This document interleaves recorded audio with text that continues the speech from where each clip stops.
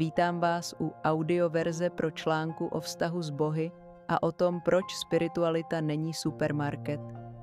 Často dnes slyšíme, že s bohy máme pracovat jako s archetypy, ale co když tím přicházíme o to podstatné? Tento článek nás zavede k myšlence, že skutečná proměna není na objednávku, ale rodí se ze vztahu, oběti a dávání. Když se k bohům obracíme jen jako k supermarketu plnému rituálů na míru, možná nám uniká to nejdůležitější. Co když skutečná proměna nepřichází na objednávku, ale jako dar vztahu? V moderní magii se často říká: pracuj s bohy jako s archetypy. Deméter je tvoje vnitřní matka, Hekaté tvoje liminalita, Persefona tvoje schopnost proměny. Dobrá. Ale když se na to podíváš blíž, trochu to připomíná zákazníka v supermarketu. Dobrý den, chtěla bych kilo sebelásky, trochu odvahy a přibalte mi prosím ještě transformaci. Děkuju. Dnešní spiritualita se totiž často chová jako samoobsluha.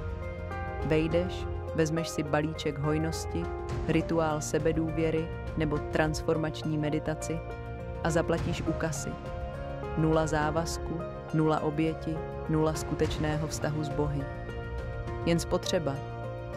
Jenže bohové nejsou regály s jogurty a už vůbec nejsou Netflix, který spustíš, když máš náladu a přepneš, když tě nebaví. Bohové jsou spíš řeka.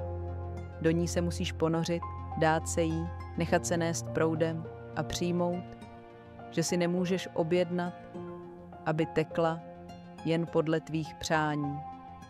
Ve starověku lidé nepřicházeli do chrámu s tím, že je bohyně změní. Přinášeli oběti, čas, chléb, víno, zpěv, někdy krev. Vkládali do toho pozornost a energii. A transformace? Ta přicházela jako vedlejší účinek. Když se člověk klaní bohyni, zpívá jí a přináší dary, tak se mění.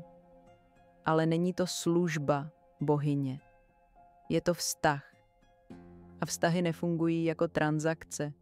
Představ si partnerský svazek, kde by si svedla účet, co všechno z něj získáváš.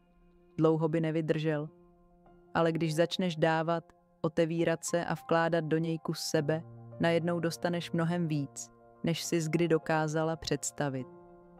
Samozřejmě, čistě nesobecké motivy neexistují. Jsme jen opice poháněné dopaminem, ale čím víc se soustředíš na samotný akt dávání, tím skutečnější ten vztah je.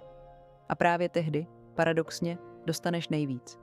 Možná tedy nejde o to, jestli v sobě rozvineš víc mateřskosti jako Deméter nebo liminality jako Hekaté, možná je jim to jedno.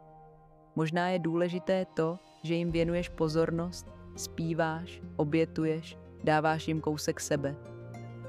A v tu chvíli tě promění, ne proto, že jsi to objednala, ale proto, že ses otevřela.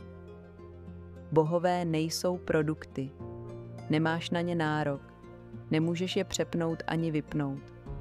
Ale když je bereš vážně, promění tě způsobem, který jsi nikdy neobjednala. A co vy? Přistupujete k bohům jako k inspiraci, archetypům nebo skutečným bytostem, se kterými lze mít vztah? Jak se vaše zkušenost liší od supermarketového přístupu? Napište nám svůj pohled do komentářů pod videem. Moc nás zajímá, jak to vnímáte právě vy. A to je dnes vše. Děkujeme, že jste si poslechli audioverzi článku. Pokud se vám článek líbil, dejte prosím like a odběr, ať vám neutečou další novinky.